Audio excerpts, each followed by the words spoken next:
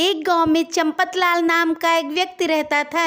व्यवसाय के रूप में वो लोगों को किराए के बर्तन देता था, यानी कि गांव में होने वाले शादी ब्याह जन्म मृत्यु का जो भोज होता था उसमें उपयोग किए वाले बर्तन वो देता था और बदले में किराया लेता था। मगर चंपतलाल एक धूर्त और चालाक किस्म का व्यक्ति था। वो लोगों की ज़रूरत के अनुसार अधिक पैसे भी ले लेता था। एक बार उसके यहाँ माधव नाम का एक व्यक्ति आया और उसने कहा, भैया कल हमारे यहाँ एक भोज है, इसलिए हमें कुछ बर्तनों की आवश्यकता है। इतना सुनकर चंपतलाल बोला, हाँ हाँ क्यों नहीं, मगर याद रखना एक बर्तन का मूल्य 5 रुपये होगा। माधव ने कहा, पैसे की चिंता आप बिल्कुल मत करिए, पर मैं पूरे 100 बर्तन ले जाऊंगा। चंपतलाल ने कहा, हाँ हाँ क्यों नहीं। माधव बर्तनों को लेकर चला गया।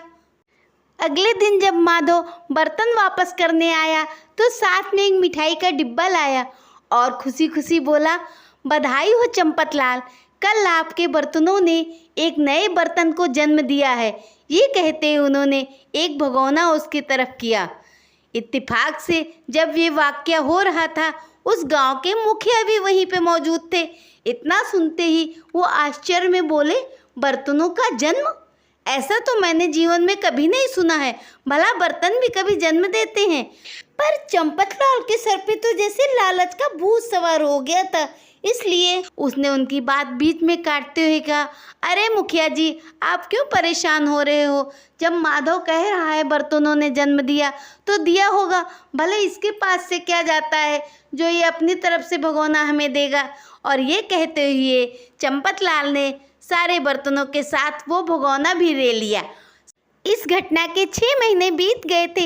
एक दिन माधव फिर चंपत की दुकान पे आया। उसने नमस्कार किया और पूछा, क्या आपने पहचाना मुझे? चंपतलाल बोला, हाँ हाँ क्यों नहीं, आपको मैं कैसे भूल सकता हूँ। माधव ने कहा, मेरी पुत्री का विवाह एक बहुत बड़े खानदान में हो गया है। बहुत सारे बाराती आएंगे और विशाल भोज भी मैं करूँगा। इसके लिए मुझे बहुत सारे बर्तनों की आवश्यकता होगी। मुझे पूरे 500 बर्तन चाहिए। क्या आपके यहाँ हैं? चंपतलाल बोला, हाँ हाँ क्यों नहीं, 500 क्या, मेरे पास और भी बहुत सारे बर्तन हैं। आपको जितने भी चाहिए ले जाइए, मगर याद रखिए इस बार किराया हर बर्तन का 10 रुपये लूँगा।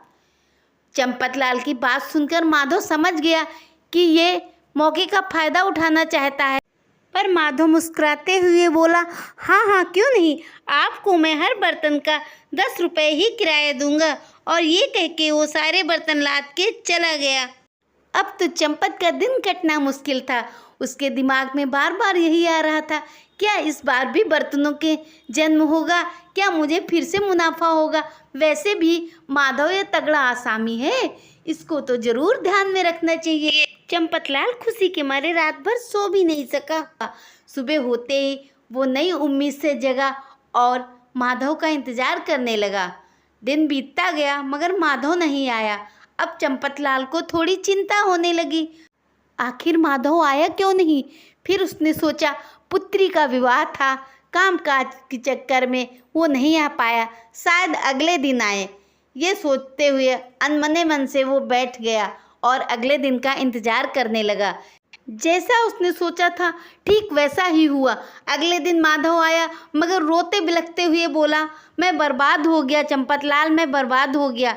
ये सुनते ही चंपतलाल बोले, क्या बात है, क्या हुआ? क्या तुम्हारी पुत्री का विवाह टूट गया?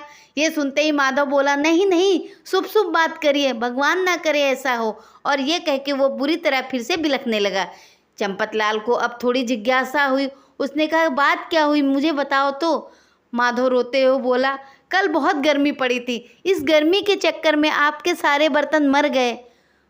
और ये कह के वो फिर बिलखने लगा। चंपतलाल ने कहा, क्या बेवकूफ़ी की बात करते हो? क्या बर्तन भी कभी मरते हैं? ये तो मैंने जीवन में पहली बार सुना है। दोनों में बहसबाजी शुरू हो गई। बातचीत बढ़ते बढ़ते एक झगड़े में बदल गई।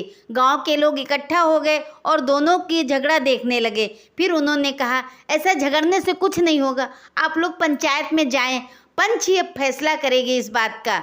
दोनों को ये विचार अच्छा लगा और मामला पंचायत में पहुंचा।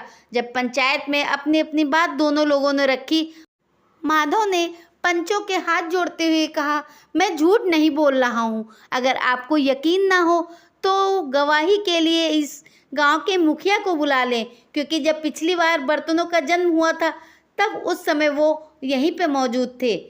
अब फैसला पूर्णतया मुखिया जी की गवाही पे डिपेंड था। मुखिया जी आए और उनसे पूछा गया, इसमें कौन सत्य बोल रहा है। मुखिया जी ने कहा कि हाँ, बात बिल्कुल सही है। 6 महीने पूर्व जब बर्तनों का जन्म हुआ था तब माधव ने एक भगोना चंपत को दिया था। ये मेरे सामने की बात है। अब पंचों ने फैसला सुनाया। उन्होंने कहा, बात सही है, जब बर्तनों का जन्म हो सकता है तो मृत्यु के नहीं, इसलिए फैसला माधव के हक में जाता है। चंपतलाल बुरी तरह से रोने लगा, मगर अब कोई फायदा नहीं, उसे अपने लालच का फल मिल जो गया था।